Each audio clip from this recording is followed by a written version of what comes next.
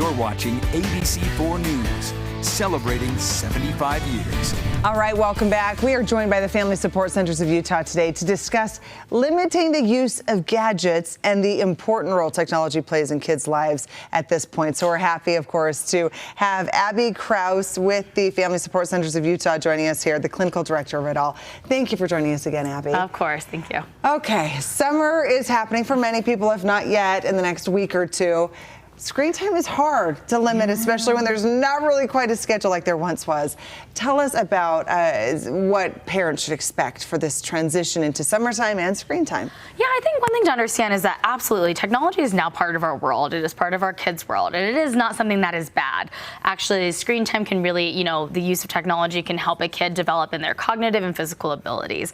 I think something that's just really important to look for maybe signs and ask questions for, is the screen time excessive? Because there can be damaging pieces to when a kid is too overly attached to a screen. Okay, this is really difficult to answer, I'm sure, but I'm going to ask it anyway. What does excessive screen time even mean? So even without giving hours, some questions that we looked for to try to gauge, is this excessive screen time? Meaning, is this affecting our kids? Is asking ourselves, is my kid getting enough sleep? Are they engaging in school? Is school functioning well? Are they engaging with their family and friends? Do they enjoy any activities that are outside of the screen?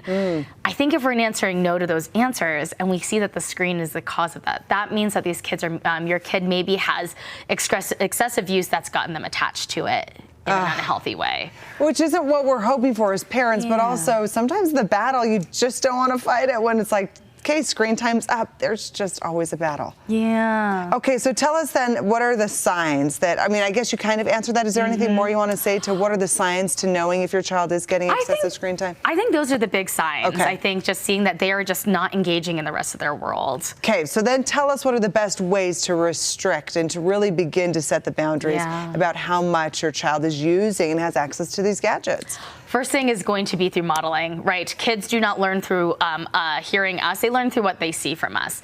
I think that a lot of us can be really guilty of that. If we are excessively on our screens, it's going to teach them. Similarly, I think that shows is how can we engage with them? If we are not engaging with them, research shows that kids who are spending a lot of alone time are actually seeing that they're getting more attached to screens.